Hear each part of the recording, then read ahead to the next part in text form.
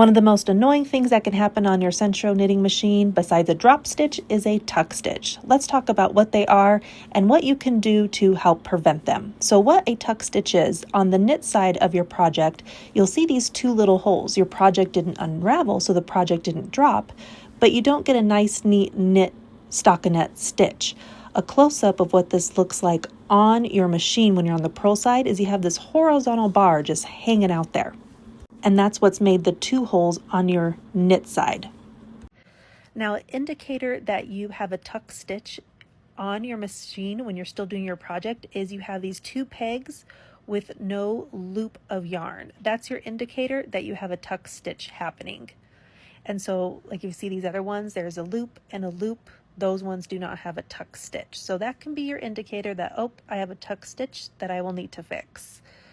So what is happening, and I'll try to hold my phone as still as possible, is you end up having two loops that are on the hook, and that's created that tuck stitch.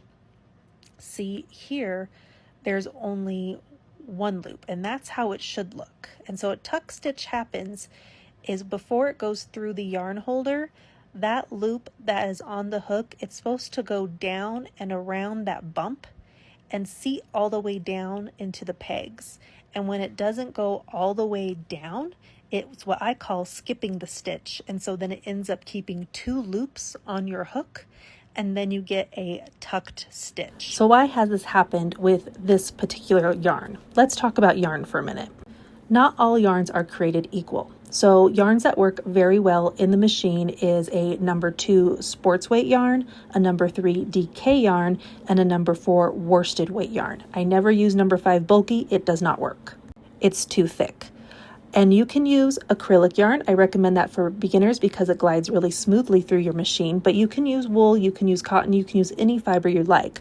But not all number 4 worsted weight yarns or number 3 DK yarns are created equal. Here's my example. This is a Premier brand everyday number 4 worsted weight yarn. This is their anti-pilling. It's very soft. It works very well in my machine. It runs through like butter. So then I went and I bought this Premier number 4 worsted weight yarn, but this is their basics collection. This yarn is much thicker. Even though they call it a number 4 worsted weight yarn, there's tolerances within that number 4 worsted category. So when you look at the difference between this basics number 4, it's a tighter twist. It's very dense. It's very thick. It's getting closer to that number 5 bulky weight yarn. So I have major issues with this yarn on my machine. It tucks the stitch and it even starts jamming it up a little bit. The machine does not like it, so I do not use it on my machine. If you need to compare it to this number 4 worsted weight yarn, this is a much thinner yarn and it's not as tight of a twist. It does not feel as dense. So you have to look at your yarn. So if you're having issues, sometimes you need to play with the yarn. If it is that number 4 closer to a number 5 bulky weight yarn, it's more dense, it's a thicker twisted yarn, you can play with it a little bit to see if you can get it to work. My example is this one I have on my machine, this gray tweed yarn. It's also a Premier yarn. It's a number 4 worsted weight yarn, but it's very thick, kind of like that basics. So now we got to play with the yarn to see if we can get it to work. So one of the first things we need to do is make sure every time this needle is going to go down catching the new yarn, there needs to be that loop on those two bottom pegs. If it's not seated all the way down, the fabric needs some weight. So you can try tugging down on your fabric to get it to seat all the way down so you don't get a tuck stitch. Another thing a lot of people get, and I did buy some, they work really nice, are these hook claws, which you hook onto your fabric on the inside of your machine to give that fabric the weight it needs to pull that loop down. Another thing you can do is play with tension, and sometimes adding a little bit more tension is what the project needs. So here's my example. This is a Premier Basics, the tweed version, the number 4 worsted. This is very thick as well. It's very dense and it has a real thick twist to it. And so what I had to do is when I went to cast it onto my machine, I have to put the skein of yarn in a bowl on the ground in front of the machine. And then when I go to thread it, I have it in the middle tension hole. But I'm not just relying on the tension bar itself. I'm using my left hand to create tension because when I get less and less yarn in the yarn skein, it gets looser. And so I'm getting less tension from the yarn skein, and then I was getting tuck stitches that way. So by using my left hand, this has helped prevent tuck stitches for me for a majority of my projects. And so this is one of, I think, the best tricks I have that I can give to you is don't just rely on the tension bar itself. Use your left hand as a guide for tension. And I'm not holding it super tight. I'm just letting it glide through my pointer finger and my thumb and just giving it that slight bit more tension that it needs. And then every now and then checking my machine, making sure that the yarn, the fabric is weighted down so it's dropping on those 2 pegs all the way down so I'm not getting the tuck stitch. Now going back to this Premier Basics, I could never get this one to fully work on my machine. It kept giving me tuck stitches no matter what I would try to do. And it ended up starting to jam up my machine. So I'm just going to stay away from this yarn and I'm not going to use it on my machine. And even on yarn that I use all the time that I know works great on my machine, sometimes I will get the every now and then tuck stitch, and it's usually because I'm not paying attention to my tension. And so here's how you can fix a tuck stitch.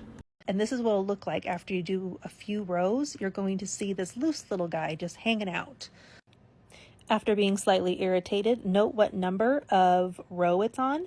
And then before you do an additional row, you'll take a loom pick and you're going to pick off the loop that's on those bars. And then there's a second loop that is stuck under the needle. So you want to barely work your handle back and forth to be able to get up under that needle and get the second loop out from underneath it. And you just want to watch that your stitch on the other side of your yarn holder doesn't drop, because then you're going to have a drop stitch on your hands on another row. So you just work it back and forth very slightly. There's not much movement, just enough so you can work it and get it off of your needle. And then you're going to pick out the stitches. So now it's like you've done a drop stitch. And then you're going to take your loop once you get past where the tuck stitch was, and you get a crochet hook, put it underneath those horizontal bars and pick up the loop and put a horizontal bar over the loop, pull the loop over the crochet hook. And you're going to do this all the way up, go up and over till you get to your last bar. Once you get your last bar, oh, one more, and just be careful not to cross your bars because that will make a different pattern. Put your last bar over the loop and then pull the loop up and over the hook, and then put that bar onto the 2 pegs of your machine. And now you have fixed that tuck stitch. And so unfortunately, there's just not one quick, easy fix for why a machine keeps tucking stitches. What to look for is your yarn just too thick for the machine? Especially if it's jamming and those gears are skipping, stop, do not force it, take it off your machine. It does not like it. You can also try giving it more or sometimes less tension. Always use your left hand to create tension. Do not just rely on the tension bar. I found that really helps with majority of my yarn is using my left hand for tension. You can also try claw weights to give your fabric some weight as well to pull down those loops over the 2 pegs. Lastly, sometimes you just have to stop and walk away for a little bit. This tweed yarn gave me a lot of issues and it took me a long time to get it to work. And I had to go very slow. I had to be very methodical to make sure it wasn't tucking the stitches. So I removed it from my machine completely. I balled it up and then I went back to a yarn that I know works on my machine, and I enjoyed making a project with a thinner yarn. Once I got the enjoyment back of making projects, then I went back a few weeks later and I tried using this yarn again, but it took me quite a long time to figure out what the machine liked with it. And honestly, it was so finicky. I probably will not use it on my machine again because it's just not worth the headache. So sometimes you just get those yarns that just don't work. Thank you so much for watching my videos. If you have any other questions, please let me know in the comments and hit that like and follow button. Happy crafting, everybody.